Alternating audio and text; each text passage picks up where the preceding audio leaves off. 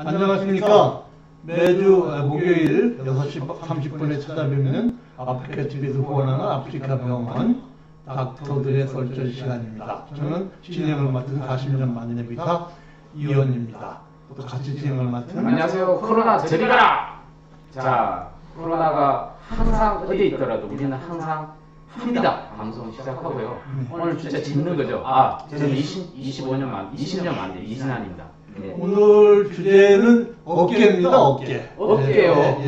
어깨 아프신 분들에서 안 아픈 사람 없잖아요. 그죠? 어깨 하면 이제 우리가 유현진이 생각이 나죠. 저는 어깨 하면 날개병이 생각나요. 그래서 오늘 전문가를 모셨습니다. 항상 우리는 엄선한 정말 거의 셀럽 수준의 의사분들을 모시고 있는데 오늘도 어김없이 날개병원 대표 원장이신 이태현 원장님을 모셨습니다. 아이고 안녕하세요. 반갑습니다. 아이고 천사님이 오셨지만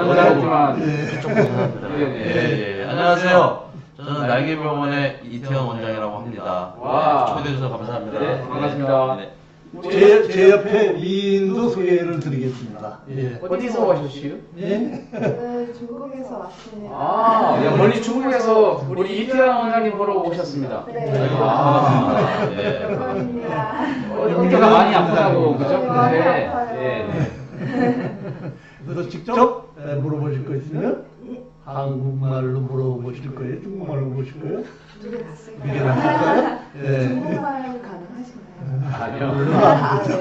통역이 필요해요. 제가 통역하고 잘될까님 안녕하세요. 이원장님 안녕하세요. 안녕하세요. 여기 계신 것 같은데.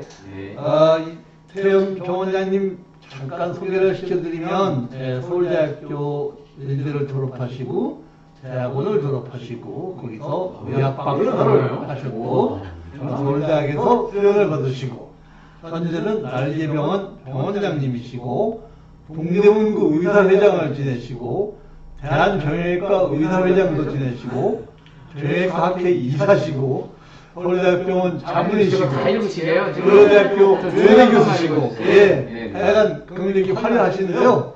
참 병원 이름 참 특이합니다. 날개병원. 딱 와닿는데요. 참 병원 이름 치고는 조금 그런데 소개를 한번 직접 해주시죠. 제가 날개병원이라고 병원을 개업한 지가 이제 10년이 되었는데요. 그러세요? 처음에 날개병원 이름 질 때 저도 고민을 많이 했는데 날개병원 그때 어디 떠오르세요? 느낌이 그러라고 지금 날개병원 지었는데요. 날개죽지, 날개뼈 그거는 이제 우리 어깨 쪽에 우리 견갑부를 우리가 날개뼈라고 이렇게 하거든요. 여기 날개뼈. 이게 묶는 거 쓰는 거 아니에요? 아닙니다. 그 견갑부를 자세히 보면 날개 모양이 생겼다고 날개죽이고 흔히 잘 아시죠? 우리가 여기 있잖아요, 그죠? 그렇구나. 이름 너무 잘 지었네요. 아유, 감사합니다. 그래서 실제로 날개병원에서 제가 어깨를 전문으로 하고 있고요.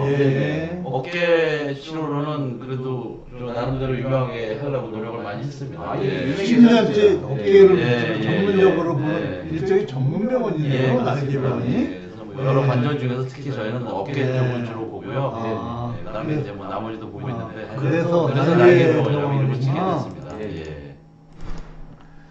선생님 말고도 또 여러 의사분이 계시는데 제가 이제 날개 쪽 어깨만 하다가요 이제 무릎, 뭐 허리 이런 쪽을 다 같이 보는 정형외과를 여러 가지 전문적으로 진료하는 관절 병원을 만들어서 날개병원을 하고 있습니다.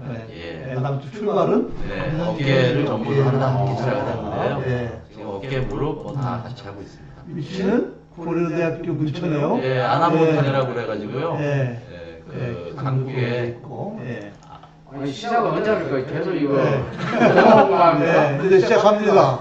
날개병원입니다, 이게. 감사합니다. 아주 깔끔한 병원인데요. 그래서 오늘은 이제 어깨에 대한 이해를 먼저. 어깨가 도대체 어떤 기관입니까? 어깨가 그러면 우리가 흔히 말하는 이게 이두박근, 삼두박근 그쪽 포함해서 있다는 말씀입니까? 우리 어깨 하면은 가장 먼저 떠오르는 게 이두박근, 뭐 승모근, 뭐 날개죽지 이런 거 떠오르시는데요. 우리 관절이 여러 관절이 있는데 어깨에 대칭되는 관절이 고관절, 엉덩이 관절이라고 하는데요. 우리는 이제 동물에서 진화를 했지 않습니까? 사람도 동물들은 이제 네 다리로 다녔는데 사람은 이제 기립 일어서게 되면서 엉치 관절이 이제 우리 어깨로 이제 진화가 된 거죠. 그래서 이제 우리가 동물하고 근본적으로 제일 다른 게 서서 기름을 하다 보니까 어깨는 일단 활동성, 운동 범위가 굉장히 넓어졌어요. 고관절보다 그렇죠. 쪼고 앉는 범위밖에 안 나오는데. 이거 360도. 그렇죠. 딱 맞습니다. 360도 회전한다. 오. 이게 어깨의 가장 중요한 점이거든요. 네. 가동성이 좋다 이렇게 좀 어려운 말로 합니다. 다른 관절에 비해서. 무릎 같은 경우는 보면 경적 관절이죠. 그러다 쉬었다. 네. 문을 열고 닫는 정도인데 네. 어깨는 완전히 360도가 돌아가는 관절입니다. 그렇기 때문에 장점도 있지만 질환, 병도 많이 생겨요. 아, 그렇구나. 움직임이 워낙 많다 보니까 우리 흔히 네. 제일 유명한 사람 유현진. 예, 유현진이 네. 어깨 투구를 하면서 병이 생겨서 수술까지 했지 않습니까? 아, 네. 그래서 이런 여러 이제 운동 선수들 하면 제일 먼저 떠오르는 게 이제 어깨 관절이죠. 네. 그래서 쓰임이 많은 대신에 그만큼 질환들도 가지가지가 생길 수가 있는 것이죠. 대표적인 것이 우리 흔히 젊은 사람들 스포츠 하는 사람들이 많이 하는 게 어깨 빠졌다, 탈구.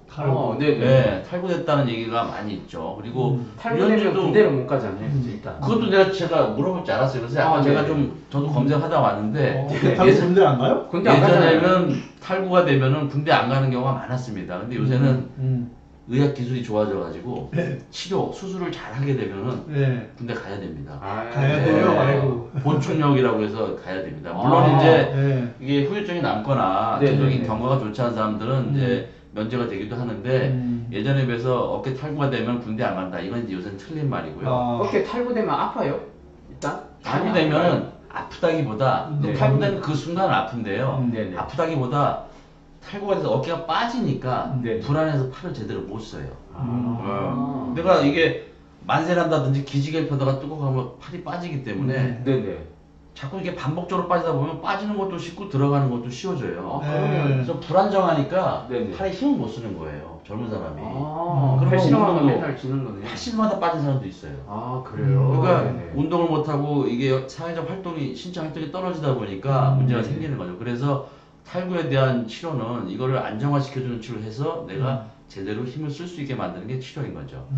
그러니까 뭐 우리 제일 유명한 어깨 질환 중에 탈구가 있겠고요. 그 다음에 사실은 탈구는 젊은 사람 이제 운동하면서 생기는 경우가 많은데요. 네네.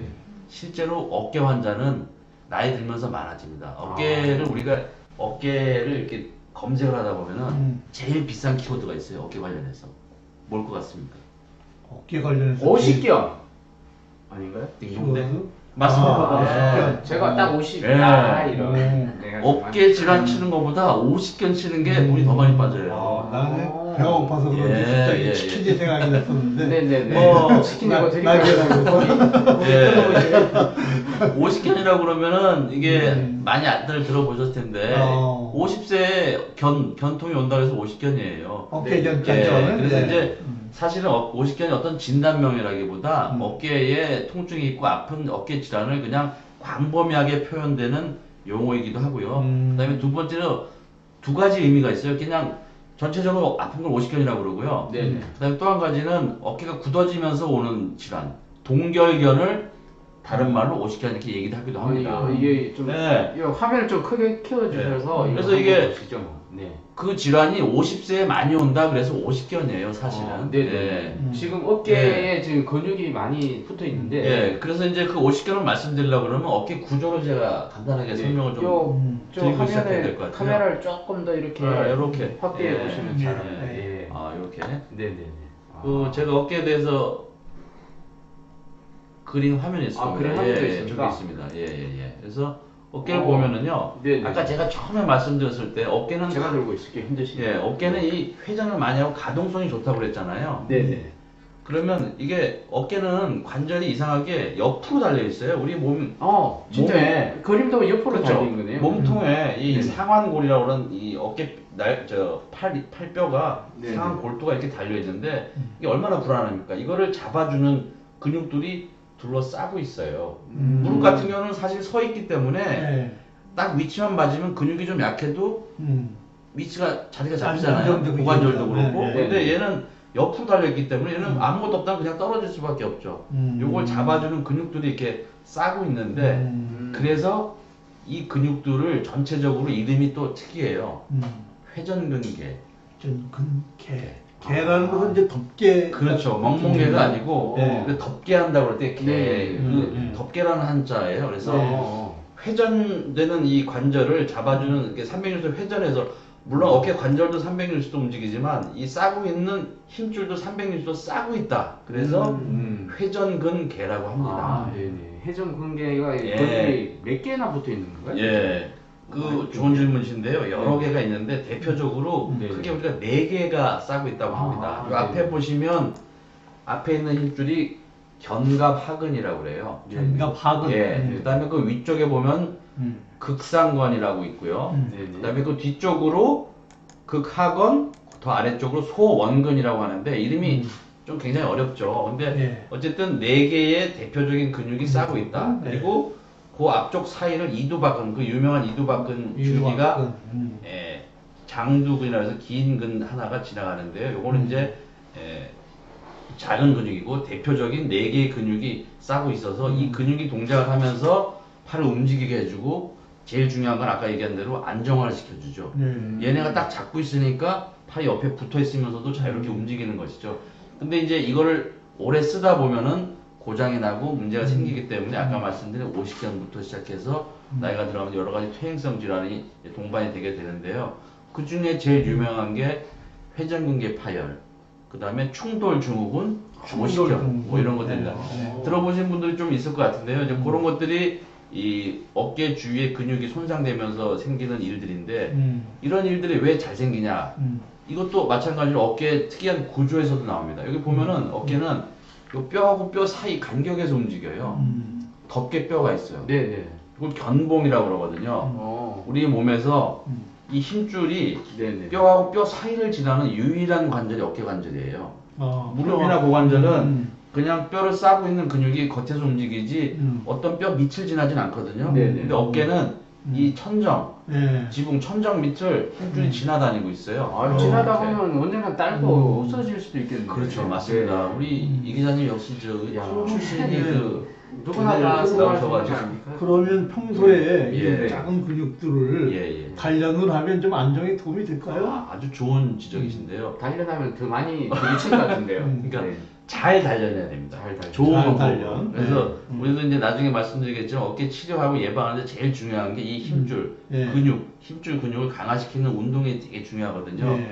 지금 이 기자님 말씀하신 대로 힘줄을 잘못 단련시키면 오히려 충돌 마찰이 되는 거고요. 맞춰야 되고. 좋은 방법으로 잘 피해서 근육만 싹 강화시키면 좋은 운동이 되는 거예요. 아, 지금 이런 네. 강화 운동을 지금 시범을 보여주신 것 같은데요. 잠깐 이거, 보여드렸습니다. 이거. 오. 네, 제가 이렇게 한 건 다 이유가 있겠죠. 나이트에서 이거 좋아하던가요? 저는 이렇게 안 했어요, 이렇게. 이렇게 아니고 이렇게요. 아, 예. 70년대. 예. 70년대. 그래서 뭐 충돌, 예, 충돌 얘기하다 나왔는데 그 충돌을 피하면서 운동이 요거예요. 아, 네네. 왜냐면 이게 운동이군요. 뚜껑이 있으니까 밑에서 네. 이렇게 움직여야 충돌이 안 되지.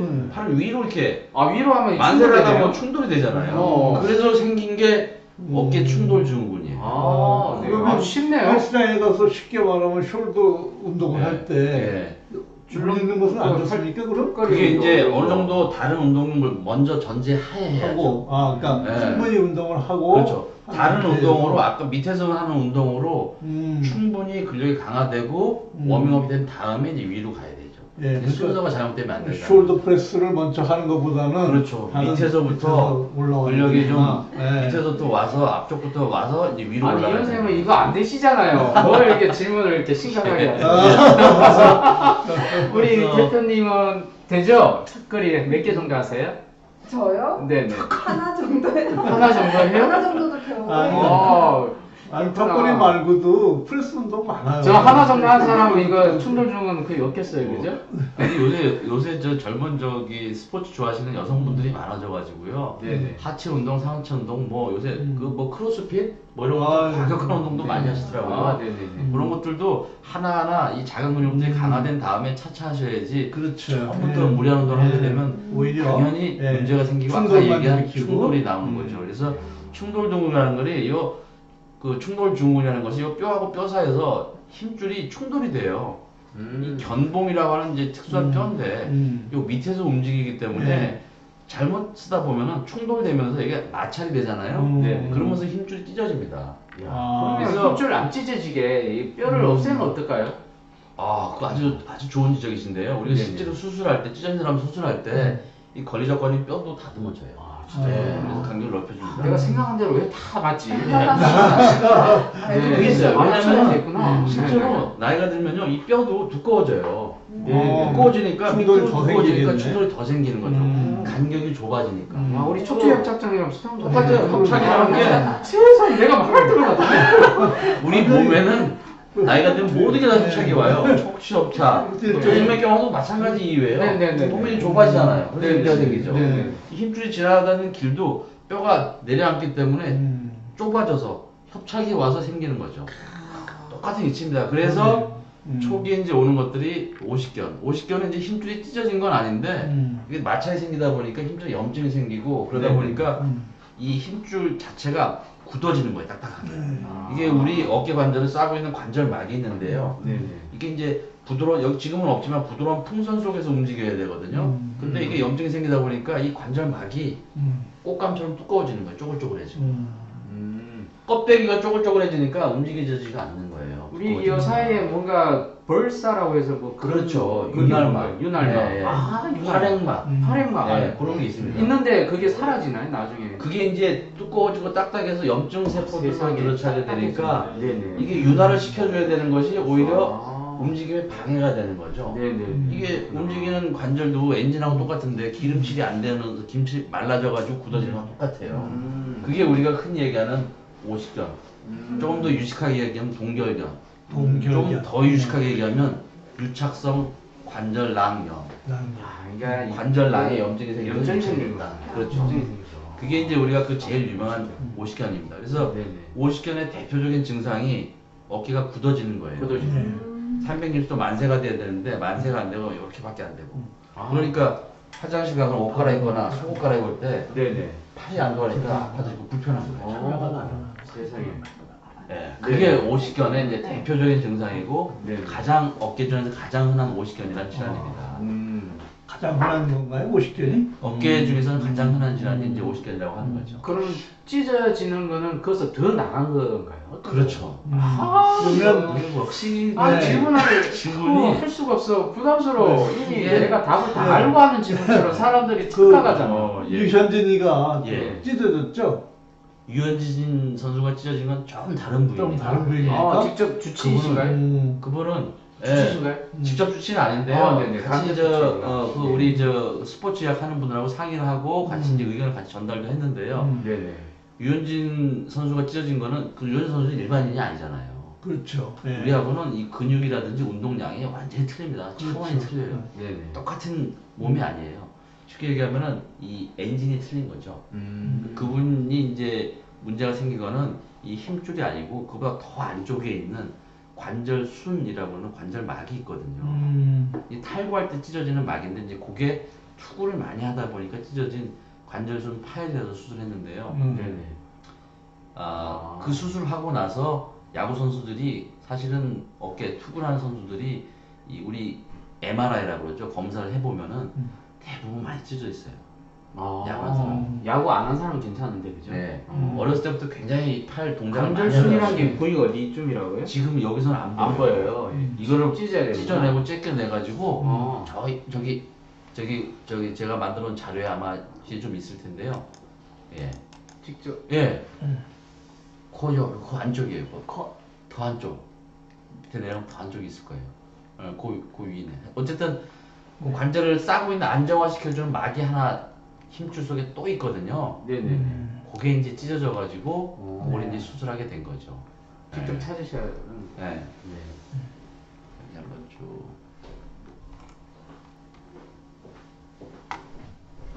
요 안쪽 좀 되겠네요. 이 회전근개를 벗겨내게 되면 이 안쪽에 또 하나의 막이 있거든요. 아, 제 싸고 오른쪽 막에. 막에. 이제 더 안쪽에. 더 깊숙한 예. 곳에 제일 그- 날개뼈에 붙어 있는가요? 그렇죠. 그게 이 유현진 선수 같은 스포츠 선수들은 이 힘줄이 약해서 찢어질 수는 없어요. 얼마나 운동을 많이 했겠습니까? 네네네. 운동을 굉장히 많이 해서 그거는 당연히 튼튼하고 아주 강력한데 음. 그 안쪽에 있는 막이 자꾸 팔을 음. 과도한 액션을 하다 보니까 찢어질 수밖에 없는 거죠. 그래서 주로 손상이 갔는데 투수들한테 굉장히 많습니다. 이 열심히 관절 운동을 해가지고 근육은 보강되는데 불구하고 그 안쪽에 있는 거지 말하자면 일반인들이 쓰는 것보다 더 과도한 힘이 자꾸 축적이 되기 때문에 거기가 상처가 나가지고 생긴 건데요. 그거를 이제 봉합해줘서 재활을 잘 해가야 되는데 사실 야구 선수들이 이 미국 그 NBA도 그렇지만 프로야구 선수들이 그 수술에서 정상적으로 투구를 한 사람은 100명 중에 한 두세 명도 안 돼요. 오, 그래요? 저희가 의사로서 음. 그 의원들이 그 수술을 한다고 했을 때 굉장히 걱정을 많이 했는데 걱정할 만한 이유가 통계적으로 수술했을 때 원상복구로 해서 제대로 투수를 한 선수가 10%가 안 되거든요. 거기다가 오히려 유현진은 더 잘했기 때문에 이건 뭐 상상 초월한 글쎄요. 재활의 노력이 네, 있었다는 네. 것을 미루어 짐작할 수가 있었던 거죠. 그랬던 게 이제 관절 속에 있는 관절 순이라는 거고요. 지금 이제 우리 일반인들한테 흔히 많이 일반인들이 중요하냐? 예. 유연진. 예. 이제 연세가 들어가면서 이제 퇴행성 변화가 오면서 일반인들이 많이 생기는 그 질환은 관절을 덮고 있는 회전근개라고 하는 이제 힘줄 근육들이 이제 뼈하고 뼈 사이에서 자꾸 쓰다 보니까 닳아지면서 생기는 회전근개 질환이 되는 거죠. 그러면 이제 헬스장에 가서 운동하실 때도 네, 예. 충분히 어깨는 준비해서 스트레칭을 해야 돼요. 충분히 하고 예. 어깨 운동을 해야 되겠네요. 그렇죠. 이게 일반인들도 투구까지는 아니더라도 여러 스포츠를 좋아하시잖아요. 네. 어깨 환자가 제가 이제 환자를 보게 되면은 내가 이런 운동하다가 운동을 하다가 문제가 생겨서 왔습니다 할 때 일반인들이 가장 많이 하는 운동이 뭐였을 것 같아요? 네, 이런 운동을 하다가 어깨가 아파서 왔습니다 하는 그 운동이 가장 하는 게 뭘 것 같아요? 뭘까요? 테니스예요? 뭐예요? 테니스 비슷합니다. 네. 탁구 뭐 이런 거? 탁구 비슷해요. 네. 골프. 골프는 조금 더 적어요. 적어요. 지금 탁구하고 테니스가 2, 3위쯤 돼요. 1위가 뭘까요? 예. 그러니까 일반인들이 그냥 일반인들이 취미생활하는 취미생활하는 운동. 운동인데 근데 이걸 많이 한 사람이 어깨 질환이 많더라고요. 밥 먹는 거. 테니스랑 비슷한 운동인데 테니스, 배드민턴. 잘 배드민턴. 배 맞췄습니다. 아, 이거 뭐 상품 관련 드려야 네, 되는데. 조금만 생각해보면 아시는 게 네. 난 여러 가지 하고. 팔 동작 중에 네. 제가 아까 말씀드렸죠. 밑에서 움직이는 것들은 좀 덜한데 오, 위로 왔다 갔다 할 때 아. 어깨가 제일 손상이 간다고 했죠. 이렇게. 오. 저도 테니스. 배드민턴 아, 맞아. 투수도 이렇게 하는구나. 그렇죠. 아. 테니스 요 정도로 쳐요, 요 정도. 그죠? 아, 탁구 요 정도 치죠? 어. 배드민턴 어떻게 쳐요?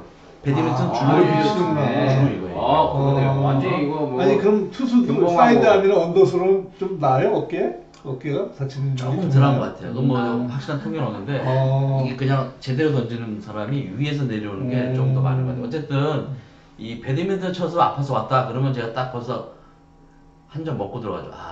회전근개 시간이 있을 것 같다. 야, 그러네. 그렇구나. 그래서 검사해 보거든요. 그래서 음. 실제로 수술까지 하는 사람들이 제가 이제 사회 취미로 스포츠 하는 사람 중에 배드민턴이 제일 많은 것 같아요. 제 느낌상. 그래서 배드민턴 운동을 사실은 굉장히 많이 하는 운동인데 조심해서 잘 해야 될 것 같아요. 충분히 하기 네. 전에 스트레칭하고 저 원리원 잘 대표님 하고. 성함 우리 좀 소개. 윤미령이요. 윤미령 대표님은 네. 주로 취미가 뭐예요? 저도 배드민턴. 아, 배드민턴이요? 네, 쉬우니까요. 그리고 뭐 그렇죠. 네, 어디서나 할 수 어디서나 할 수 있으니까. 예. 있고. 저 운동을 잘 안 해서 이제 아니에요? 해야 될것 같아요. 그때 얼굴 보면 운동을 좀 하실 것 같아요. 여기 아주 질문이 아주 수영. 정확한 그렇죠. 질문이에요. 예. 이 질문이 나와요. 네, 아, 네, 수영. 네. 어깨가 운동을 하는데 당연히 배드민턴이 수영도 아프다. 그러면 수영도 수영은 당연히 좋아하지 하죠. 않나요? 수영은 어때요? 이 질문이 꼭 와요. 네. 환자들한테도 제일 많이 드는 근데 질문이에요. 이제 자유형도 수영 안 어떨까? 좋겠는데 자유형은? 네. 그래서 수영은 제가 뭐라고 하냐면 그러면 네. 개구리. 그렇죠. 요거는 수영도 이제- 여러 가지 있잖아요. 아, 네. 일단은 제가 네. 수영은 어깨 환자분들한테는 하지 말라고 그래요. 아? 안 좋다고 그래요. 아, 도움이 뭐야? 안 돼. 나 어. 잘못하면 해야 돼. 네. 사실은 우리가 이제 제가 정형외과니까 네. 무릎, 척추 뭐 다 보거든요. 네. 무릎 환자, 척추 환자들한테 가장 정형외과 의사들이 권유하는 운동이 수영, 아쿠아, 예, 예. 물속에서 하는 거 네. 권유 많이 하거든요. 왜냐하면 체중 부하가 적어지니까 그렇죠. 네. 무중력이랑 비슷하니까 그렇게 하면 관절에 좋으면서도 운동할 수 있게 좋다고 하는데 단 어깨 환자에게 수영이 안 좋아요. 물론 걷는 아쿠아는 상관이 없는데요. 네. 수영할 때 자유형, 그 다음에 저병, 네, 소형이 있잖아요. 배형이 있잖아요. 네. 특히 저병이 안 좋아. 저병. 저병이지 않아요. 저병이 충돌이 제일 많이 돼요. 어. 그래서 어쨌든 간에 어깨에 손상이 있고 문제가 있는 분들은 그게 왜 그러냐면 물속에서 팔을 젓기 때문에 걸을 때는 부하가 없이 무중력처럼 보니까 좋은데 반대로 팔은 저항이 많아져요. 내가 빈손으로 운동부터 하십시오 이렇게 얘기하는데 물속에서 하게 되면은 저항이 두세 배이기 때문에 어깨에 무리가. 저는 팔 아니에요. 수영할 때 그냥 발로만. 그거 괜찮습니다. 발로만 네. 해요. 그래서 혹시 팔하고 발로 대형은 좀 그죠? 팔을 많이 쓰는 수영 동작은 어깨 환자에는 좋지가 않다. 특히 평형 좋지가 않다. 평형도 안 제일 좋아요. 멋있는데. 아니 평형 저병. 저병. 네. 그러니까 꼭 하시고 싶으면 어깨를 이제 잘 회복하신 다음에 자유형이라든지 평형 이런 거부터 하시고 네. 저병은 하지 좀 말고 가능하면 좀 덜 하시는 게 좋겠다. 배형도 안 좋을 것 같은데. 예. 네. 예. 그래서 배드민턴 하다가 무릎 아파서 수영만 하는데 어깨도 조심해야 돼. 네. 맞습니다. 어깨도 네. 조금 동작이 좀 어깨 부담이 덜 가는 자유형 이런 정도부터 시작을 하시고요. 아니죠. 이분은 배드민턴은 무릎이 아픈 거니까. 수영하면 도움이 됩니다. 일단. 어깨는 무릎에는 도움이 돼요. 어깨가 아픈 거잖아요. 네, 어깨가 아프니까. 어깨가 아픈 사람이 수영을 하지 말라는 거지. 예. 어깨가 튼튼한 사람은 하셔도 수영해도 됩니다. 괜찮습니다. 네, 좋습니다. 예. 아주 정확한 선택하셔야 예, 돼요. 예. 무릎 아프니까. 알고 하신 것 같아요. 그래서 딱 이게 좋은 예인데요. 네. 그래서 네. 어깨가 아프신 분이 배드민턴 좋아하면요, 음. 수영을 좋아한다 그러면 다른 운동 바꾸시라 그러고 배드민턴 많이 치는 것보다 다른 운동 하시라 그러는데 무릎이 안 좋은 분들은 배드민턴이 안 좋죠. 쿵쾅거리니까. 그렇죠. 예. 그거 봐요. 어째나. 수영으로 좀 운동을 조금 이렇게 자기의 사정에 맞게 조금씩 변형하시는 게 좋을 것 같아요. 네. 네. 그래서 알겠습니다. 어깨 환자들은 물속에서 만약에 한다 그러면 수영을 많이 젓는 것보다 아쿠아처럼 걷거나 이런 정도만 하시고 네. 배드민턴 이런 거 할 때도 충분히 이제 준비 운동이라든지 워밍업을 잘 해가지고 해야지 어깨 힘줄에 무리가 덜 간다. 하여간 만세는 위로 하는 동작이 어깨는 이게 충돌이 될 수밖에 없어요. 그래서 아까 얘기하다 말했는데 이제 충돌 증후군이 시작이 되게 되면 네. 거기서 끝나는 게 아니에요. 예. 감사합니다. 예. 거기서 끝나는 게 아니라 진행이 되겠죠. 턱걸이도 나쁩니까? 턱걸이, 쉰업이라고 그러죠. 철봉이라고 그러죠. 예. 환자들이 그것도 많이 얘기해요. 내가 제가 원래 젊었을 때부터 턱걸이하고 네. 잘했다고 많이 했는데 요새 아파서 못 하겠대요. 그래서 어깨 환자한테 제가 극단적으로 심하게 얘기하면은 어깨 아프시면요 앞으로 평생 철봉이랑 팔굽혀펴기 하지 마십시오. 그래요. 펄굽혀펴기죠. 네. 왜냐하면 여기는 이렇게 하는 건 옆으로 하는 건데. 아니 엎드려가지고 하는 팔굽혀펴기 있잖아요. 네네. 그거 하지 말라고. 아니 그냥 이거 어깨 으쓱한 어깨 운동 말고 네. 이게 네, 팔 뻗쳐가지고 하는 푸시업. 푸시업. 그게 왜 푸시업하고 상관이 있어요? 어깨는 위로 올리는 게 문제. 아니 그러면 그거는 가슴 운동인데 푸시업은 네. 벤치프레스 같은 것도 안 그렇죠. 해요? 벤치프레스 하다 다쳐서 오는 분들이 많거든요. 어깨를? 예. 근데 사실 철봉이랑 팔굽혀펴기 하지 말라는 이유는 뭐냐면 헬스장에서 이제 무게를 달고 사는 건 무게 조절이 되잖아요. 네. 철봉을 하지 말라는 얘기는 바로 매달리면 내 몸무게가 바로 다 걸리네. 그렇죠. 그렇죠. 그다음에 팔굽혀펴기도 맨땅에서 하면 제 몸무게가 다 걸리죠. 네. 그 걸리는 게 젊었을 때는 근력이 있었어요. 네. 그러니까 잘 돼요. 네. 근데 몸이 50세, 60세가 되면 자기 아무리 근력 운동하는데도 근육이 떨어지잖아요. 네. 근데 자기는 예전하고 똑같이 생각을 하시고 네. 몸무게도 분명히 늘었을 거란 말이죠. 배가 나고 살이 찌니까 젊었을 때 60kg인데 분명히 그분 70kg, 80kg 된단 말이죠. 아 진짜입니까 이 선생님? 그렇죠. 아, 진짜 나 벤치 할 때 이제 하나 빼야 그렇죠. 그랬어. 그래서 헬스장 가서 빼야 이렇게 기계로 할 때는 네. 5kg씩 이렇게 조절되잖아요. 네. 철봉은 내가 왕창 매달려서 내 몸무게 조절이 안 돼요. 네, 그렇죠. 그래서 조심하고 아. 하지 말라는 얘기고 네. 팔굽혀펴기도 맨 땅에서 할 때는 갑자기 몸무게 7, 80 그냥 가잖아요. 그래서 하지 말라는 얘기죠. 그래서 팔굽혀펴기 할 때 그냥 무릎 꿇고 그죠? 그렇죠. 무릎 꿇고 하거나 거기서부터 살살 내려가. 아. 어쨌든 중요한 거는 철봉이랑 팔굽혀 할 때 무게 조절이 네. 꼭 하셔야 된다는 얘기를 네. 드리려고 그 얘기는 반대로 그냥 그것만 하실 때는 아예 하지 마시라. 주의해서 하시라. 이런 얘기를 합니다. 목 얘기를 물어보셨네. 예. 도리도리 할 때 목이 아픈 것도 어깨하고 관련이 있는데. 예, 그래서 이제 어깨 환자들이 예. 목 아프다는 분들이 많아요. 이제 저도 이제 어깨를 전문으로 보지만 환자들이 올 때 목 네. 환자들이 섞여서 와요. 네. 왜냐면 아픈 부위가 비슷해요. 네, 그렇죠. 저기 제가 질문이 하나 있어요. 제가 이제 퀴즈가 하나 있는데 네. 이거 보시면 네네. 이거 어떻게 어떻게 볼까요? 됩니까? 잘 볼까요? 네. 네, 잘 볼게요. 예. 잘 보이네. 환자가 왔어요. 아, 내가 지금 이쪽 어깨, 날개 쪽지 어깨가 아파요 하면서 진료실 딱 들어오거든요. 네. 그러면 1번 환자와 2번 환자가 있어요. 네. 이 둘 중에 하나는 목이 주로 아픈 사람이고요. 네. 목 디스크 질환이 있는 사람이고요. 네. 한 사람은 어깨 질환이 있는 사람이에요. 2번이 어깨. 1번. 자, 지금 여기서 지금 어깨 아픈 사람이 1번일까요? 2번일까요? 2번이죠. 어깨를 가지고 있는 이게 아프다고. 1번 아니에요? 1번? 1번. 2번이죠. 1번이에요. 어깨를 만지고 있잖아요. 그러네. 그렇게 하면 그럼 바꿔서 네. 목 디스크가 있는 사람은 음. 어떻게 하고 들어올까요? 목 디스크 있는 목이 사람, 아픈 거. 아이고, 한쪽으로 피부가 들어오죠. 1번이네. 그렇게 생각하기 쉽네. 팔을 아유, 가는 목 디스크가 의외로 반대편이 예, 굉장히 예, 많아요. 예, 네. 네. 그 연습은 몇 번이에요? 글쎄 저는 목 디스크 환자들이랑 시계가 쌤인데 풀리면 안 되는데 네. 쪽팔리는데. 척추가 전공이 아니고 뇌 전공인데요. 근데 네. 네. 뭐 대체적으로 어깨 아프면 2번, 목 디스크 네. 환자 1번 하고 오는데요. 네. 이게 문제가 제가 이게 아주 쉬워서 낸 건 아니고 네네. 2번처럼 하고 오는 목 디스크 환자들도 있어요. 꽤 있어요. 예. 왜냐? 목 디스크라는 질환은 목만 아픈 게 아니거든요. 네. 아시다시피 신경이. 예, 허리 디스크 환자도 허리만 아픈 게 아니에요. 네. 원래 더 심한 증상은 다리 땡기고 저리는 거에서 나오는 거죠. 디스크는 신경이 네. 들으니까. 네네. 목 디스크 환자가 1번처럼 하고 오는 경우는 거의 없어요. 그렇죠. 예. 사실은 예. 어깨 환자가 1, 2번 똑같이 비슷하게 하고 올 수도 있어요. 예. 그래서 여기 네. 디스크 네. 목 척추 박사님도 계시지만 1번 환자들이 척추만 아플 때 이렇게 하고 오는 사람도 있지만 섞여 있거든요. 그래서 제가 말씀드리자고 하는 거는 결국 목 디스크 환자하고 어깨 질환 환자가 비슷한 증상을 나타내기 때문에 구별이 잘 구별이 힘들죠. 쉽지가 않다. 네. 이 말입니다. 아, 그래 1번도 맞고 예. 2번도 맞고 이런 얘기입니까? 뭐 정답이 뭡니까 일단? 정답은 어깨가 2번, 목이 1번입니다. 그래서 네, 보면 이제 보시면 예. 병은 달라요. 네, 이렇게. 병은 이렇게 예. 완전히 다릅니다. 완전히 다른데. 근데 네. 아픈 부위가 비슷하게 지나간다는 얘기죠. 제가 네. 드리고 싶은 말씀은. 네. 그래서 네. 이 어깨 질환하고 목 디스크 질환도 이제 근본적으로 정확한 확진은 이렇게 MRI라는 검사를 하게 되는데요.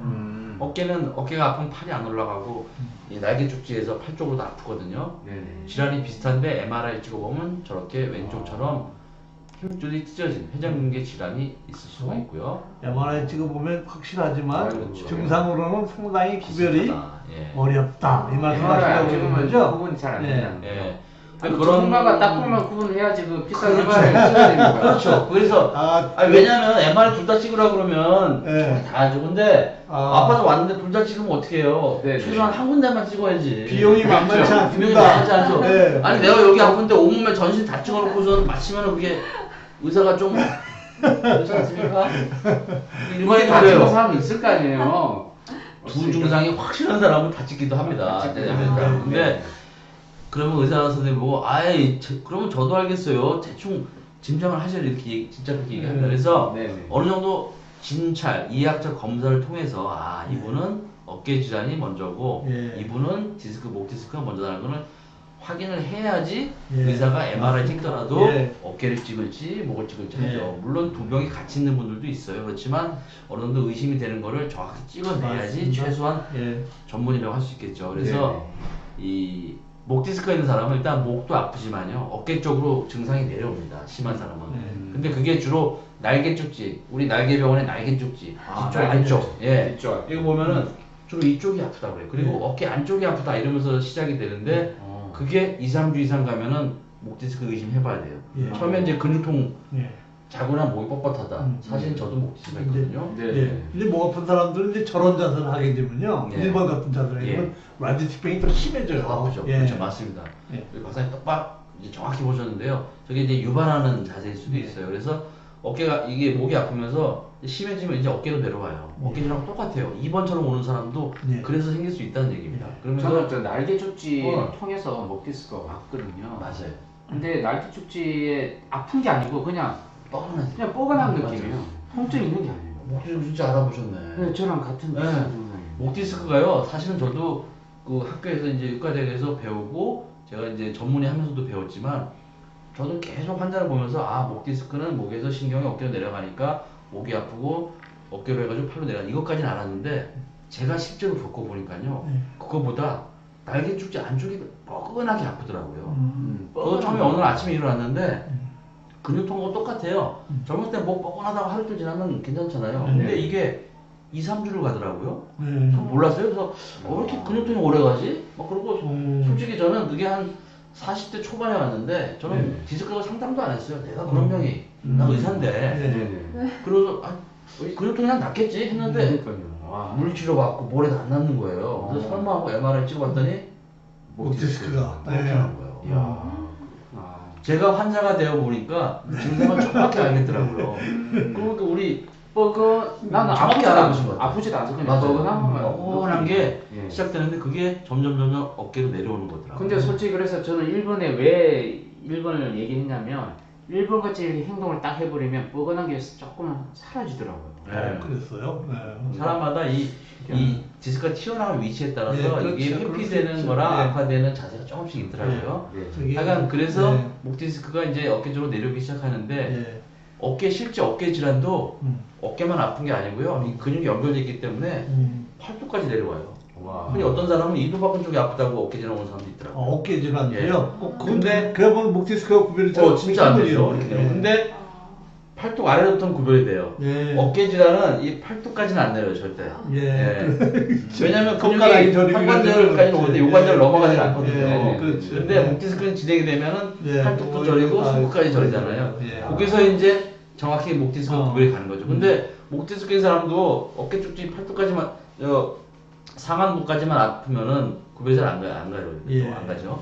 그러면서 이제 또 중요한 게 어깨 근육은 근육이 파열됐으니까 힘줄 근육이 파열됐으니까 근본적으로 힘이 떨어져. 힘이 근육이 근력이 떨어지는 거죠. 네. 근데 예. 제가 여기 네. 부분이 아프거든요. 예. 그게 목 디스크래요.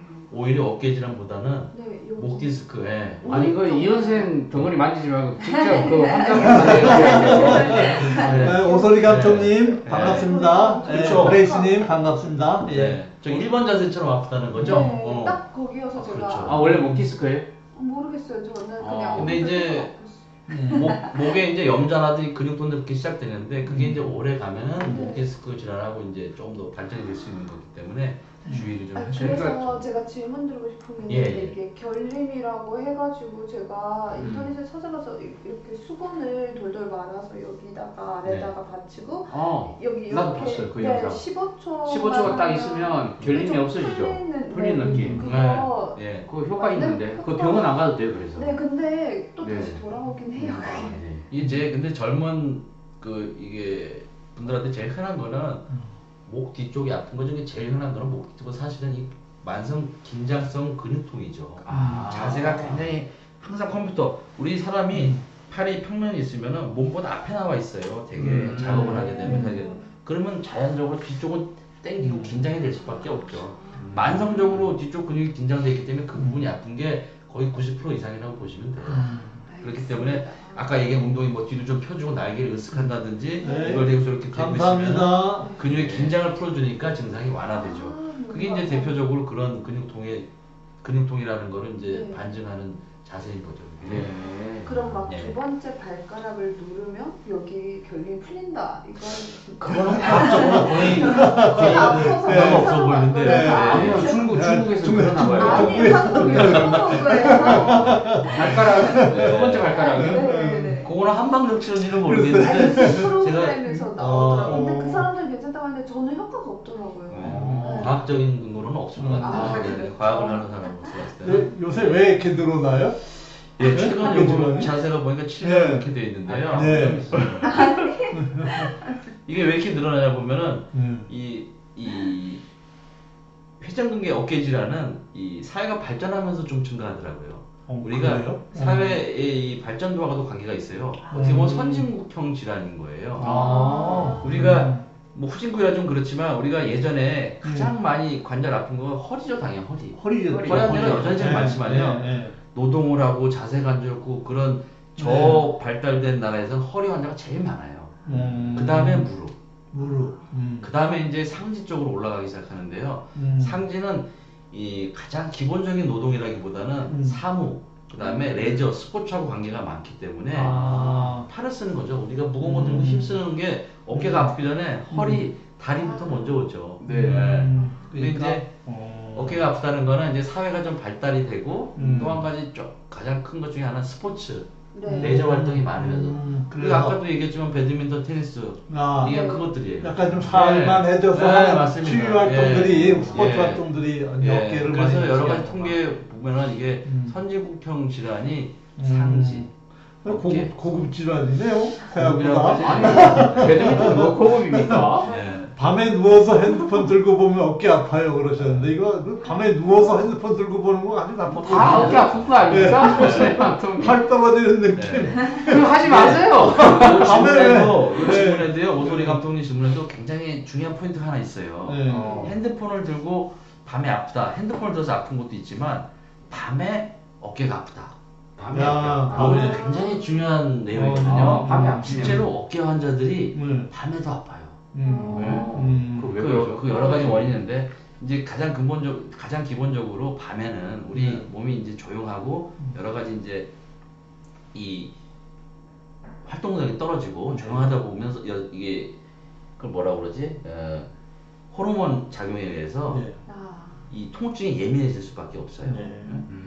이 낮에는 활동하다 아드레날린 이런 것들이 나오기 때문에 좀 아파더라도 활동하면서 덜 아픈데 밤이 되면 이제 그런 것들이 가라앉기 때문에 아프고 그다음에 어깨는 아주 중요한 게 이 구조 때문에도 그래요. 아까 어깨가 옆에 매달려 있다고 그랬잖아요. 네. 우리가 사람이 서 있거나 앉아 있으면 자연적인 중력에 의해서 이게 벌어지죠. 그렇죠. 우리가 앉았을 때는 네, 네, 서 있을 때도 네. 이게 우리 일반적인 활동할 때 그렇죠. 자세잖아요. 네. 이 간격이 아까 중요하고 충돌된다고 그랬죠. 이게 벌어지는데 누워 있으면 어떻게 되나요? 중력이 없어지죠. 중력이 없어지죠. 네. 여기가 가까워지는 네. 현상이 생기는 거기다 거예요. 핸드폰을 들면 그렇죠. 네. 그러니까 안 그래도 좁아져 있는데 이게 더 좁아지고 아, 이걸 들게 되면 현상이 엄청 그렇죠. 좁아지네. 네. 이렇게 그래서 딱 이거 의학적으로도 누워 있거나 밤에 더 아플 수밖에 없는 구조를 어깨는 가지고 있어요. 그래서 이 질문도 굉장히 중요한 질문인 거죠.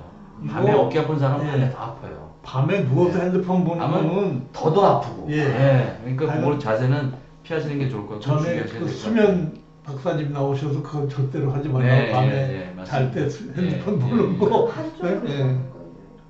한쪽으로 그러고 어깨 아픈 사람한테는 안면이 좋아지니까. 안 봐야지. 네. 근데 그것도 아주 재밌는 질문 중에 하나인데요. 네. 환자들이 아프다가 와가지고 제가 옆으로 자는 습관이 있어서 그런데 혹시 옆으로 많이 자서 어깨가 아픈가요? 이렇게 많이 물어봐요. 네. 그건 어때요? 그거는 맞는 말은 아니죠. 아니 내가 옆으로 자서 아프면은 옆으로 자서 얼마나 많은데 네. 그 사람 다 어깨 환자겠죠. 아. 그렇지 않고 네네. 어깨가 아프니까 옆으로 누우면 자극해서 아픈 거고 음. 옆으로 흔히 많이 누워 잔다고 해서 어깨 질환이 생기지는 않아요. 그 정도는 아닌데 네네. 아파진 사람이 옆으로 누우니까 아픈 800에 거죠. 해주면. 800이 하면 이제 마비가 오지. 마비가. 우리 이현생 네, 얼굴형이면 거의 마비가 아니라 거의 팔이 아, 떨어지는 느낌. 그거는 이제 A한테 감독님 800에 감사합니다. 해준 사람만 네. 이게 느낄 수가 있죠 이게. 예. 아유 감사합니다. 예, 예. 감사합니다. 그래서 이건 최근에 어깨 환자가 많이 늘은 이유가요. 예. 그런 영향도 많이 있어요. 활동성이 많아지고 그 다음에 예. 또 우리나라도 수명이 길어지다 보니까요. 예. 60대, 70대 오래 사시는 분들이 많이 계세요. 예. 그러면서 이제 예전보다 그 질환이 많아진 거죠. 여기 어깨에 있는 회전근개 파열이 이제 흔한 병이라고 제가 여기 좀 정리를 했는데요. 사실은 60대 이상인 분들한테 20, 30%는 다 조금씩 있어요. 꽤 많은 네. 거네요. 저희가 이제 의과대학 다닐 때 해부학 실습 카데바라고 그래서 사체 네. 해부 실습을 하잖아요. 네. 어떤 논문에 보면은 이 정상적으로 돌아가신 분의 사체 해부를 해봤더니 지금처럼 회전근개 파열이 40, 50% 이상 있다고. 와. 이제 정도의 차이긴 한데 네네. 그렇다는 얘기는 이게 자연스러운 퇴행성 변화, 노화 현상이라는 거죠. 우리가 나이가 들면 그래서 저는 이렇게까지 환자분한테 설명드려요.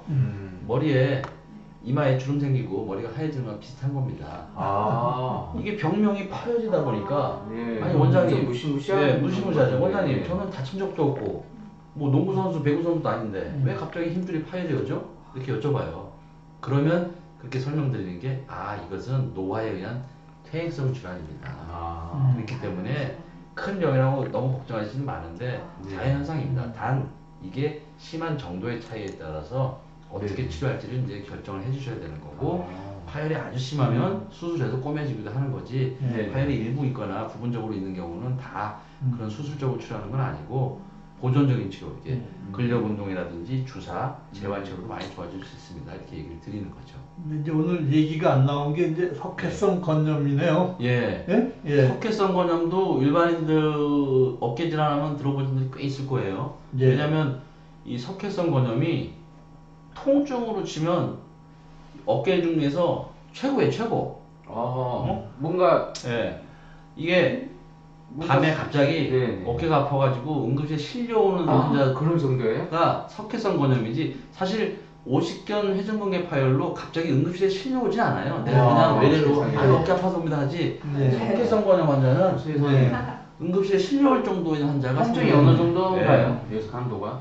이게 말하는 우리가 애 넣을 정도의 아픔? 그렇죠. 1부터 10까지 N할 정도 아파 10을 새기면 환자 적어주세요 하면은 네. 9에서 10을 적어요. 오. 진짜요? 그래서 우와, 이거를 세상에. 별명이 우리 교과서에 예. 별명이 있어요. 석회성 건염이 화학적 종기. 화학적 종기 아시죠? 걷는 종기. 종기. 종기. 아프게 화학적 종기라고 소리 해요. 감독님 네. 아파서 초음파 있더니 작은 돌이 있다고. 네, 맞습니다. 예, 석회성 건염. 그래서 그래서 석회 하니까 이제 우리가 비유를 이제 돌이 박혔다 돌이라고도 하죠. 네네네. 어깨에 힘줄 돌이 박힌 거 뭐 비슷합니다. 네. 돌 네. 성분하고 석회 성분 비슷하니까요. 그래서 네. 이 진단은 굉장히 쉬워요. 음. 엑스레이로 보이는 석회이기 때문에 엑스레이 찍으면 보여요, 돌이. 예. MRI까지 안 해도. 네. 진단은 쉬운데 또 이 석회성 건염은 굉장히 또 아이러니한 게 네네. 우연히 저기 돌 예, 돌아요. 그렇죠. 네. 이렇게 돌이 저기서 있는데 있구나. 네. 우연히 찍으면 발견된 사람도 있어요. 우연히. 네. 본인도 그 사람도 석회가 박혀 있는 건데 네. 통증이 하나도 없이 평생 모르고 사는 사람도 있어요. 근데 저렇게 박혀 있는 거잖아요. 네, 네. 근데 모르는 게 아니고 네. 괜히 말하고. 어떤 사람은 이제 엄청 아파. 엄청 아파서 우와. 응급실에 실려올 정도로 아픈 게 석회성 건염이고 어떤 네. 사람은 하나도 안 아픈 사람이 아니 있어요. 특정 자세 아픈 거야? 아니면 가만히 있어도 아픈 아니에요. 거야? 가만히 있어도 아파요. 아. 제가 종기라고 그랬잖아요. 네네. 골반 터져가지고 그냥 아무것도 안 해도 아프니까 그러니까 응급실에 실려올 정도. 앰뷸런스 타고 실려온다니까요. 우와. 근데 어떻게 해야 돼요, 저거? 의외로 그런 거 많아요. 돼요? 외래에. 예, 많습니다. 저희가 외래 보면 이 어깨 네. 소리 석회성 건염 때문에 오는 분이 꽤 그렇죠. 많더라고요. 그래서 석회성 건염의 증상이 음. 0부터 10까지 다 있어요. 특이하죠. 아, 증상이 하나도 0이 빵점인 사람도 있고 산통. 10점인 사람도 있는 정도로 다양한 증상의 정도를 나타내는 특이한 근데 질환이에요. 저 왜 생긴 거예요? 위치에 따라서 저놈이 왜 그렇고. 생겨요, 대체? 왜 생기죠? 아, 질문 굉장히 많습니다. 지금. 아, 네. 치료는 네. 되나요? 아, 네, 왜 생기고 치료까지. 치료가 왜? 한꺼번에 얘기해. 차례대로 제가 답해드릴게요. 왜 생기냐? 네. 이거 왜 생기냐고 그러면 의사들이 제일 많이 하는 말 있죠. 음. 잘 모릅니다. 네. 원인은 저희가 그냥 이것도 힘줄의 퇴행성 변화에 의해서 이게 재생이 돼야 되는데 힘줄도 손상이 있으면 재생이 되잖아요. 우리 몸이 재생하는데 정상적인 힘줄 세포 재생이 못 되고 석회라는 이런 나쁜 조직으로 비정상 조직으로 생기는 거라서 이런 퇴행성 힘줄의 퇴행성 변화 때문에 생긴다. 뭐 특히 예를 들어서 술을 잘 마신 사람이거나 아니면 담배를 잘 마시는 그런 사람들 그렇게 보호자들 그렇게 얘기해달라고 하는데 네, 의학적으로 그 직접 관계는 아직 없는 것 같고요. 네. 어떤 사람이 많고 어떤 사람이 적고 이것도 없어요. 없어요. 야. 골다공증 있는 사람은 없거나 뭐 그런 것도 아니에요. 네네네. 내가 뼈라고 그래서 골다공증 있으면 없겠네요? 그것도 언뜻 보면 좀 그런데 또 그런 상관이 없어요. 네. 그래서 하여간 이것도 힘줄의 노화 과정 중에서 저는 변성이 생겨서 힘줄 세포의 변성이다. 이렇게만 생각하고 근데 있어요. 잘 맞나요, 이거? 예. 어? 잘 낫냐? 잘 그것도 낫냐? 모르겠는데 일단 제가 지금 말씀드렸지만 증상이 하나도 없는 석회도 있어요. 여기 이제 아, MRI상 그렇죠. 보이는 거잖아요. 저기 뭐 예. 치료하는 거네, 저기. 예, 저기 치료하는 건데요. 네. 그래서 이제 문제는 석회가 사이즈, 그다음에 아까 잠깐 질문하신 위치. 예. 위치는 아까 얘기한 그 회전근개 중에 위 앞쪽에 있는 극상관에 제일 많이 생겨요. 예. 어차피 회전근개 파열이라든지 증상이 많이 생기는 그 힘줄 부에 잘 생기는데 아, 그러니까 네네. 사이즈가 문제죠. 이게 사이즈. 대충 그 위치인가요? 예, 요게 대충 그 위치입니다. 예, 이게. 예. 그래서 조 위치, 그러니까 보면은 앞쪽, 옆쪽에 잘 생겨요. 흔히 여기 생기는데 사이즈가 다양하고 당연히 사이즈가 클수록 문제가 더 아픈 생겨요. 건가요? 근데 이 증상이 왜 생기냐 그게 궁금하잖아요. 증상이 없을 수도 있고 많을 수도 있는 게 왜 그러냐? 이 석회라는 게 이 상태의 변화가 있어요. 네. 석회가 돌처럼 박혀 있다고 해서 돌이라는 건데 실제로는 돌이라기보다 이 상태의 변화가 몇 가지가 있어요. 어떨 때는 물컹물컹한 치약 같아요. 어떨 때는 저희가 이제 수술해보면 젤리같이. 젤리같이. 예, 어떨 예. 때는 분필가루처럼 푸석푸석할 때가 있어요. 예. 근데 이 석회가 오히려 딱딱할 때는 덜 아파요. 반응이 없다는 거거든요. 근데 얘가 어느 순간 어느 여러 원인으로 인해서 물컹물컹해져요. 녹아지면서 물컹물컹해지면서 힘줄 속에 박혔던 게 물컹물컹해지면 힘줄 속에 부피가 커지는 거죠. 그러면 염증이 확 생기면서 완전히 떼굴떼굴 굴을 정도 통증이 생기는 거예요. 그래서 가장 아플 때의 석회의 양상은 돌이 아니고 물컹물컹한 치약. 치약 같은 상태일 때 더 아프고 그거는 찔러주면 거의 터질 듯이 나와요. 그만큼 힘줄 속에 저 색깔이 진짜 저렇게 하얘요? 예, 하얗습니다. 색깔은 하얘요. 이게 실제로 힘줄 속에 우리가 단단한 힘줄 속에 예. 박혀있던 게 압력이 엄청 높다고 생각해 보세요. 얼마나 아프겠어요. 우리가 우리 몸 속에 있는 구조물들이 통증을 느끼는 게 신경이 느껴서 통증을 느끼는 것도 있지만 신경이 없는 적은 부의 통증은 그 조직의 압력이 높아지면 아프다고. 우리 배의 장 속에 뭐가 생겨서 압력이 높아지면은 정말 떼굴떼굴 떠는 것처럼 복통이 생기는 것 같은 힘줄에 갑자기 압력이 높아지는 염증 변화가 생기면서 터질 듯이 아픕니다. 그래서 그때는 수술하거나 이렇게 주사기로 초음파를 찔러주면요 터질 듯이 기어나와요. 근데 아까 뭐 저걸 왜 써요 그러면? 뭐 네. 뚱땅뚱땅 그렇죠. 그래서 일단 첫 번째 치료는 급성으로 아플 때는 이렇게 압력을 덜어주는 치료. 초음파를 보고서 염증을 줄여주는 약물을 넣고요. 주사기나 이런 걸로 찔러서 석회를 터뜨려주는 거. 그것만으로도 증상은 드라마틱해요. 그것만 해줘도. 그래서 예. 저약과 의사 중에 명이라는 소리 듣는 것 중에 한 명 중에 하나가 이거예요. 아 진짜요? 응급실 이렇게 심할 정도인데 이렇게 초음파를 예. 보고서 예. 위치를 찾아가지고요. 예. 주사기로 약물 넣어주고 터뜨려주면은 터트려만 줘도 금방 아파요. 압력이 일단 릴리즈가 예, 릴리즈가 근데 제가 이제 얘기는 예, 이제 문제는 석회가 이제 다 빠지지가 않는 게 문제죠. 남아있으면 다시 또 염증이 재발하기 때문에 대개는 이제 이 비술적으로 이렇게 주사를 맞든지 약물을 치료하게 하면 좋아지는데 사이즈가 커서 남아있거나 그러면 우리가 두 가지 치료 생각하거든요. 제가 이제 환자한테 석회성 건염 치료를 얘기하면서 아까 질문의 대답이 크게 방법이 두 가지가 있습니다. 하나는 비수술, 하나는 수술이 있어요. 수술은 당연히 쉽겠죠. 이 덜어내는 거죠, 들어가서. 요새는 이제 물론 내시경이라고 해서 간편하게 구멍만 뚫어서 싹 집어내주면 완벽하게 제거하고 완벽하게 힘줄을 봉합해주면은 완전한 치료가 돼요. 근데 이제 석회성 건염을 처음부터 그 치료하는 건 아니고요. 여러 가지 이제 재발이라든지 문제가 있을 때 이렇게 하게 되는데 그게 이제 술적 방법이고 환자가 관심이 많은 건 수술 안 하고 없애주세요잖아요. 수술 안 하고 좀 치료해주세요. 아플 때는 이제 물론 그렇게 하지만 수술 안 하고 나는 석회를 없애고 싶습니다 할 때 하는 방법이 아주 특이한 치료가 있어요. 체외 충격파 치료. 그래서 그런 경우는 이게 그 석회가 좀 딱딱할 때 대상이네요. 치약처럼. 예, 오히려 물렁물렁할 때 자기 들어가서 아플 수가 있는데요. 사실 그게 딱 아직 정립이 다 돼 있진 않아요. 이 충격파 치료란 자체가 학문적으로는 이제 학자들 사이에서는 왈과 알부가 있어요. 사실 저도 이 충격파 치료로 석회를 없애는 거를 환자한테 설명할 때 아주 100%는 절대 얘기를 못 드리고요. 한 30%에서 50%다. 비수술적으로 할 수 있는데 그래도 없앨 가능성이 있는 치료이기 때문에 말씀드리는데 그 치료의 그 메커니즘이나 이런 것들은 정확히 밝혀져 있지 않아요. 이 말 그대로 충격파라는 게 처음에 개발된 게 이 돌 깨는 거. 돌에서 재리면 요로여서 퇴석기라는 거잖아요. 퇴석기. 거기에서 나온 겁니다, 이게. 근데 그렇게 부시면 퇴석기는 이제 놀이 빠져나와 버리잖아요. 그렇죠. 근데 이거는 빠져나갈 그렇죠. 역시 박사님이 아주 정보진을 주무신데요. 이게 그런 말씀 자지가 아니고. 낙고 싶어님이 수술 쉽게 잘 설명해. 예. 네. 신문이 좋으니까 잘 내려갔습니다. 감사드리고요. 그래서 아주 좋은 질문이신데 그 요로결석은 실제로 진짜 강력한 충격을 외부에 줘서요. 충격으로 깨져서 요를 통해서 빠져나오죠. 이거는 근데 성상이 조금 틀려요. 아까 말씀드렸지만 돌같이 딱딱한 거라기보다 분필가루 어느 정도 딱딱은 하지만 아주 흐물흐물하고 이런 상태도 있기 때문에 결국 우리가 환자한테 설명드릴 때도 그렇고 실제로 메커니즘 우리가 가정하는 메커니즘이 이 어깨 충격을 주는 충격파는요 퇴석의 의미가 아니고 충격을 주긴 주는데 네.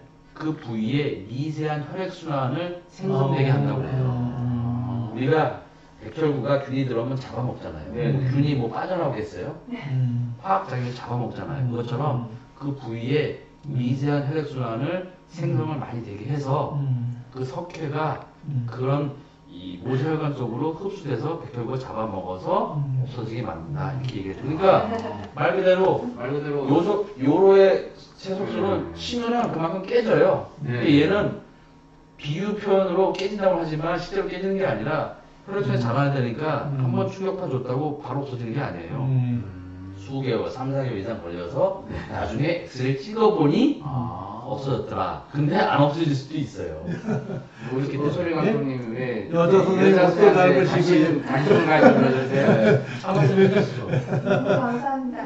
오아이니 이렇게 했는데 오아이니? 오아이니 사랑해요. 아 사랑해요. 아, 아유. 예. 도소리 도소리 감독님. 감독님 나이가 21살인 것 같은데.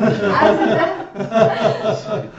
여성분이신가? 아닙니다. 아닐까. 아닐 자, 것 같은데. 그다음 이 끔찍한 네. 사진입니까? 요게 아, 이제 네, 내시경을 사진인데요. 네네. 알통처럼 보이는 게 어깨입니다. 어깨. 어깨예요. 이렇게 팔이 내려가잖아요. 네. 네.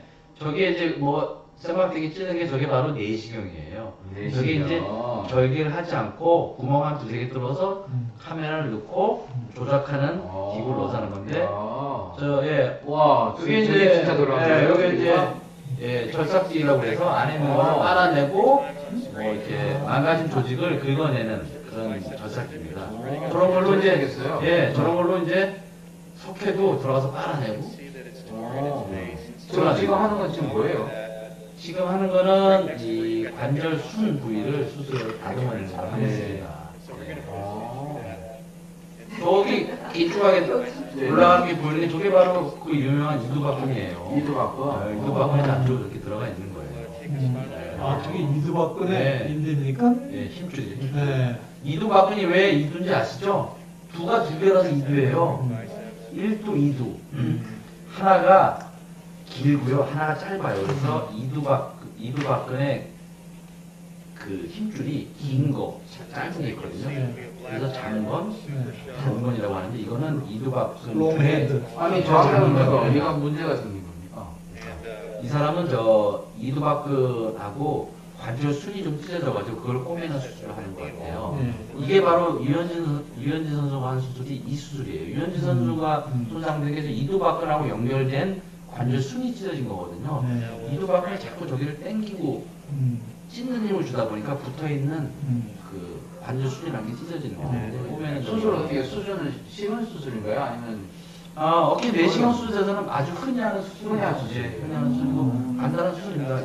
그 이현진 선수도 수술 시간 한 30분인가? 1시간 내로 했다고 그랬어요. 가슴을 내고 간단하게 했기 때문에 그나마 회복이 잘 돼서 우리 일반적으로 저 수술하면 굉장히 큰 수술이고 어려운 수술이고 예, 요새는 심장 수술이라고 하는데 이건 그렇지 않아요. 기계가 굉장히 발달돼가지고 지금 보시면 이게 사람 소개하는 건데 지금 피가 없잖아요. 네네. 지금 하얀 게 이상하지 않아요? 원래 네. 사람은 피가 보여야 될 거 아니에요. 네네. 피가 안 보이죠. 네네. 이게 바로 물을 가득 채워가지고 압력을 주니까 피도 안 나고 이 보이는 시야도 깨끗하기 때문에 수술이 편해지는 거죠. 지금 뭔가 꾸미고 있는 예, 건가요? 이분은 지금 이두박근 손상이 있어서 네. 그거를 이제 꼬매주려고 하는 것 같습니다. 철심으로. 예.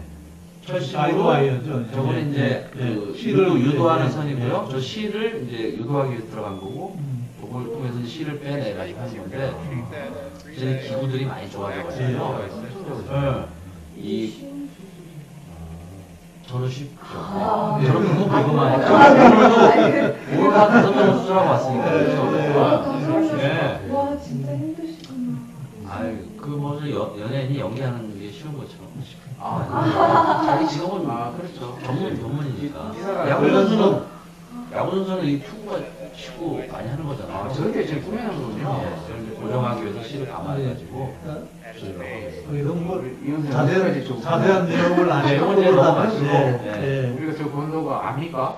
여기 뽀빠이 혈통. 예. 라포시퍼님. 이분도 좀 의료에 관심 많은 분이세요. 뽀빠이 혈통은 이두박근 힘줄이 끊어졌을 때 생기는 게 뽀빠 얄통이에요. 그렇구나. 원래 낳고 뽀빠 싶어요. 얄통을 TV에서 아니, 근육이 그거 나오잖아요. 근데 이제 예. 그 얘기하다 보니까 치료에 대한 얘기는 거의 못했는데 아, 예, 예. 근데 어떻게 해서 그래서 저렇게 이제 중증을 석회화 내리는 번영 것일까요? 치료 제가 말씀드렸던 것 같고요. 예, 그다음에 이제 이 오시견의 치료는 예. 이 가장 중요하죠. 흔하니까. 오시견은 이제 아까 얘기 드린 대로 관절이 염증으로 쪼그라든 거기 때문에 네. 제일 중요한 게 예. 기능 회복을 시키는 재활 운동 치료예요. 재활 치료. 스트레칭하고 운동하는 게 굉장히 중요하기 수술보다? 때문에 네. 예, 오시견을 수술하는 경우는 아주 거의 드물고요. 네. 이 회전근개하고 이런 것들이 유착되는 거를 풀어주는 근력 운동하고 재활 운동이 굉장히 중요합니다. 그래서 여러 가지 자세를 통해서 약을 먹으면서 주사요법을 하면서 이런 동작을 통해서 하는 건데요. 네. 제가 이제 이 어깨 강의를 하면 제일 마지막에 말씀드리는 게 예. 이 몇 가지 동작, 이 동작을 좀 안내해 드리고 그거 안내해주고 마셔야 예, 되는데. 그거 하고 딱 아, 끝내면 될 것 네. 같습니다. 그래서 어깨 이제 나쁜 습관들은 이제 팔을 위로 뻗는 것들이 아까 좀 안 좋다고 말씀드렸고요. 네. 실제로 이제 어깨에 좋은 동작 4개, 제일 중요한 4개를 알려드릴게요. 아, 손대는 거는 저거, 기본이고요. 야, 네. 저분 여자분 누구예요? 이 모델분입니다. 아, 이게 다 모델이에요? 이게 돈 주고 네. 저기 해드리는 거 그냥 나올 수 없죠. 시계 돌리기? 이건 어떻게 이게 하는 거죠? 엎드려가지고 이렇게 쭉 올리는 거거든요. 아, 그거는 그래요? 그냥 하시면 될 것 같고요. 이제 중요한 게 올리는 거예요. 아, 몽골인데. 팔을 이 막대 같은 걸 이용해서 올려도 되고 자기 팔로 자기 팔을 반대팔을 올려주는 동작도 됩니다. 이렇게 올려주는 게 가장 아, 중요한 올리면 안 좋다면서요. 그러니까 내 힘으로 수동적으로 올려야 돼요. 이게 아. 저 막대기를 쓰는 이유가 내가 확 올리지 말고 수동적으로 밀어서 자연스럽게 올려주는 겁니다. 아. 스트레칭. 그 다음에 두 번째가 밖으로 벌리고 안으로 모으는 운동이죠. 밖으로 벌리는 거는 이렇게 가벼운 아령을 들거나 이렇게 해서 겨드랑이 붙이고요. 밖으로 펴주는 거예요. 이렇게 펴주는 거. 그 체육관에서 준비도 할 이게 때 자세하고 그렇죠. 이게 은근히 오시는 사람들은 조금만 엄청 좀 어려워요. 위로 좀 네. 보여주시죠. 직접 하시는 거. 네. 이현생 이게 직접 하시는 거. 한번 살짝 일어나보세요. 일어나서 한번 해보시죠. 이현생 조금만 일어나서 한번 해보세요. 아, 일어나면은 카메라가 2분 아, 누르고. 예. 포커스가 됐군요. 그게요. 네. 50캔 사람은요. 네. 가장 힘든 동작이 열중서 동작이에요. 네. 이게 변을 못 닦아요. 아, 네. 그리고 이거 벌리는 것도 안 됩니다. 이게 지금 박사님 아주 편안하지만 네. 오시는 사람은 이게 벌어지질 않아요. 그래서 아. 이걸 이렇게 수동적으로 벌려주고 이렇게 하고요. 또 한 누가 가지는 좀 보조자가 도와줘야 되나요? 아니 이건 자기가 해줘야 돼요. 자기가 네. 펴면 됩니다. 그 다음에 이현생 조금만 뒤로 가서 네. 한번 네. 해보시죠. 뒤에서. 반대로 안쪽으로 모으는 거예요. 이렇게 네. 저쪽 팔짱 펴가지고요. 사진처럼 이렇게 모으세요. 그렇죠. 어. 네, 모으는 게 세 번째 운동이 되겠습니다. 아까 올리기, 밖으로 1번이 올리기, 2번이 밖으로 벌리기, 3번이 안으로 모아주기 그거고요. 다음에 이거만 확실히. 예, 그것만 요 세 가지만 확실히 하셔도 아주 여러 그러니까 가지 방향으로 운동을 뭐 늘려주는 문지방을 문 코너를 이용해서 예. 하는 동작도 있던데. 예, 요거는 네. 마지막으로 하는 거. 요거는 이제 관절 간격이 많이 벌어진 다음에 하는 근력 저 여자분 누구신가요? 이분도 뭐 예. 아, 예. 그래서 이 고무줄을 이용한 거 이건 근력 강화 운동이에요. 예. 관절 운동에 이제 단계가 있는데 첫 번째는 운동 범위를 먼저 만드셔야 되고 네. 굳어 있는 상태에서 근력 운동은 좋지 않고요. 벌어진 다음에 근력을 만드는 운동을 고무줄, 고무 밴드 같은 걸로. 이게 이제 이 흔히 여기 저 약국이나 이 문구점 가면 다 파는데요. 네. 세라밴드라고 해서 네. 이 치료하는 고무 밴드입니다. 그래서 고무 밴드를 이용해서 이 힘을 받게 이 장력을 주는 거죠. 그래서 밖으로 벌리면서 당기고 반대로 이쪽은 안으로 모으면서 당기고 이 두 가지를 해주면은 아까 얘기 드린 대로 근력 강화 운동을 팔을 올리지 않고 밑에서 하는 게 충돌을 안 주면서 강화시키는 가장 중요한 운동이 되겠습니다. 이 헬스장에서 이제 아령을 가지고 하는 뭐 라테럴 레이지나 프론트 그렇죠. 레이지나 요 이런 게 동작을 해주는 네. 헬스장에 가서 하는 기구들을 네. 적당히 네. 이 강도를 맞추면서 그냥 아령 같으면 이제 무게를 너무 무게를 무겁게 하지 가볍고, 그렇죠. 말고 가벼운 예. 무게를. 그래서 아까 제가 철봉이나 엎드려뻗쳐가 안 좋다는 얘기가 네. 무게 조절이 안 되기 때문에 안 좋은 거예요. 근력 운동은 항상 가장 작은 것부터 시작해서 단계적으로 올려주는 것이 가장 중요하다고 하겠습니다. 실제로 이제 어떤 제가 논문을 하나 봤는데 헬스장에서 가장 많이 다치는 부위 중에 하나가 어깨더라고요. 그렇죠. 네. 어깨가 다방면으로 네. 움직이기 때문에 잘 못된 운동을 많이 해요. 네. 대표적으로 운동을 잘 못해서 오는 질환이 어깨 질환입니다. 네. 안 하면 다치지 않았을 텐데 네. 잘못해서 네. 오는 환자들이 많아요. 네. 그래서 꼭 운동을 잘 하라고 제가 말씀드립니다. 예. 여튼 이상 4가지 운동이죠. 네, 네. 그걸 꼭 우리가 실천을 하면 어깨 질환. 네. 하여간 병원 안 가고 병원 네. 망하게 할 수 있습니다. 평소에도 이렇게 생활 습관도 정말 강조를 다시 한번 강조를 해주시죠. 이게 네네. 물건 들 때 또 걸레질도 하셨네요. 예, 걸레질 하는 네. 그 자세가 네. 이게 엎드려 뻗쳐하면서 내 무게를 실면서 하면 안 된다는 얘기고요. 예. 그 다음에 애기 안으면서 팔 아파진 아주머니들 굉장히 많아요. 애기를 몸에 바짝 붙여서 하면 좀 나은데 팔을 네. 뻗어가지고 하게 되면 음. 팔에 지렛대 효과에서 이게 무게가 많이 갑니다. 이렇게 됩니다. 네. 그래서 아, 어깨에 무게가 많이 네. 가요. 몸에 바짝 가능한 바짝 붙여서 네. 앉고요. 만세에서 위로 올리는 것보다는 가슴에 앉는 게 훨씬 낫기 예. 때문에. 손 감독님 맞습니다. 날개 쭉지랑 날개 병원. 아, 예, 맞습니다. 감사합니다. 처음에 안 들어오셔서 해설을 못 드셨네요. 아니 뭐 얘기하다 보니까 벌써 1시간이 지나갔어요. 더 지났습니다. 예. 그래서 오늘 이제 정리를 하면 항상 좋은 생활 습관과 좋은 운동 방법, 네네. 이 선지국적 어깨 질환을 예방하는 방법은 좋은 생활 습관과 좋은 운동. 또 많이 걸렸으면 네. 이번 꼭 가셔서 진찰을 정확히 받으시고 문제 해결을 하시기 바랍니다. 평소에 운동 열심히 하시고 그러면 네, 다음 주 또 봬요. 목요일까지 안녕히 계십시오. 날개병하고 날개 네, 달아드립니다. 날개 날개 달아드릴게요. 네, 안녕히 계십시오. 네. 예.